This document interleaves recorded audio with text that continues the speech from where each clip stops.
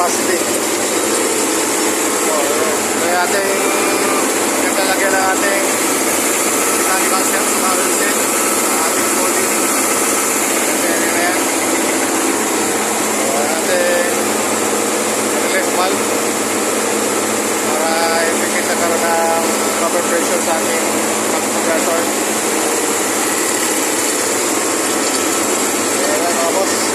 Pinakita ko lang sa inyo isang ginagamit natin compressor para sa ating G-Files machine. So, ayan. So, ito yung ating separator. Galing ito sa discharge para sa ating rotating unit. So, makikita nyo, medyo malaki sa ito yung ating outstart. Ayan. Welcome sa ating compressor. Nagkagato sa ating compressor.